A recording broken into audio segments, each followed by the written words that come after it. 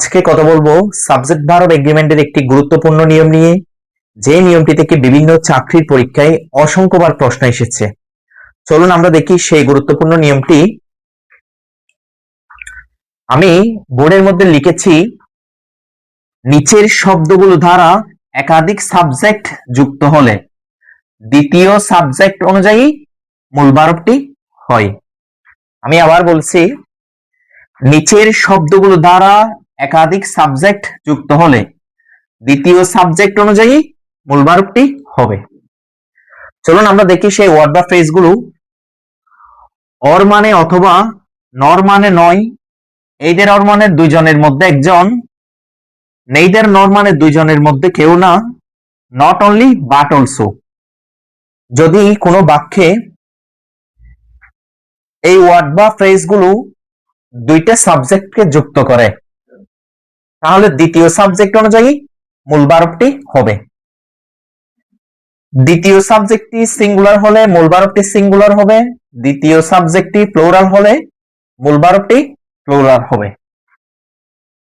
আমি আবার বলছি, যদি কোনো বাক্যে অর, নর, এইদার অর, নেইদার নর, নট অনলি বাট অলসো এই ওয়ার্ড বা ফ্রেজগুলো দুইটা সাবজেক্টকে যুক্ত করে, তাহলে দ্বিতীয় সাবজেক্ট অনুযায়ী মূল ভার্বটি হবে।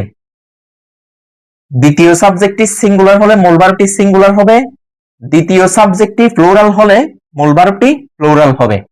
চলুন আমরা কয়েকটা এক্সাম্পলের মাধ্যমে বিষয়টা ক্লিয়ার করি। Neither the manager nor the workers were present there. তাহলে এখানে নেইদার নর দ্বারা দুইটা সাবজেক্টকে যুক্ত করেছে। এখানে দ্য ম্যানেজার হচ্ছে সাবজেক্ট 1, দ্য ওয়ার্কার্স হচ্ছে সাবজেক্ট 2। তাহলে আমাদের দ্বিতীয় সাবজেক্টটি হচ্ছে প্লুরাল, তাহলে আমাদের মূল ভার্বটি প্লুরাল হবে। দ্বিতীয় সাবজেক্টটি যদি সিঙ্গুলার হতো মূল ভার্বটি সিঙ্গুলার হতো। আমরা আরেকটা দেখি, either he or his friends are to blame।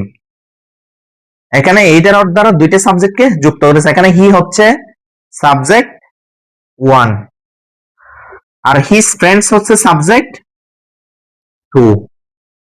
তাহলে দ্বিতীয় সাবজেক্টটি হচ্ছে প্লুরাল, আমাদের ভার্বটিও প্লুরাল হবে। তাহলে either he or his friends are to blame, দ্বিতীয় সাবজেক্টটি সিঙ্গুলার হলে আমাদের মূল ভার্বটিও সিঙ্গুলার হতো। আমরা আর কয়েকটা প্রশ্ন দেখি, যে প্রশ্নগুলো বিভিন্ন চাকরির পরীক্ষায় এসেছে। আমি জাস্ট এখানে কয়েকটা লিখলাম।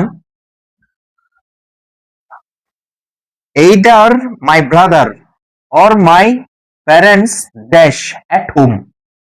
তাহলে এখানে either or দ্বারা দুইটা সাবজেক্টকে যুক্ত করেছে। এখানে my brother একটা হচ্ছে সাবজেক্ট 1 আর my parents হচ্ছে সাবজেক্ট 2। তাহলে my parents এটি হচ্ছে প্লুরাল, তাহলে আমাদের মূল ভার্বটি প্লুরাল হবে। প্লুরাল হচ্ছে আর, এখানে আর বসাই দিলাম। তাহলে either my brother or my parents are at home, আমাদের দ্বিতীয় সাবজেক্টটি প্লুরাল, যার কারণে মূল ভার্বটিও প্লুরাল। আমরা আরেকটা দেখি, neither Millie nor Lily dash qualified for the job। তাহলে এখানে neither nor দ্বারা দুইটা সাবজেক্টকে যুক্ত করেছে, মিলি আর লিলি। মিলি আর লিলি হচ্ছে দুইটা সাবজেক্ট, মিলি হচ্ছে সাবজেক্ট 1 আর লিলি হচ্ছে সাবজেক্ট 2। তাহলে লিলি হচ্ছে সিঙ্গুলার, যার কারণে আমাদের মূল ভার্বটি সিঙ্গুলার হবে।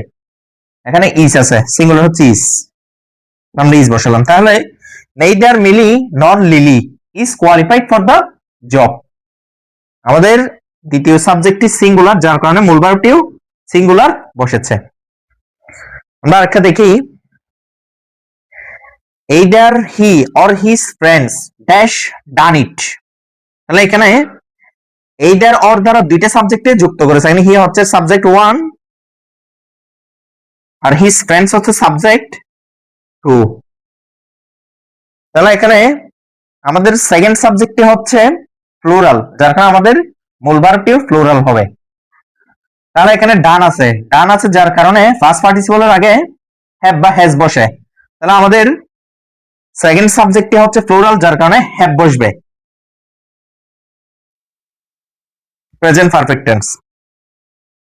তাহলে either he or his friends have done it, এই প্রশ্নটি প্রাইমারি সহকারী শিক্ষক পরীক্ষা এসেছিল,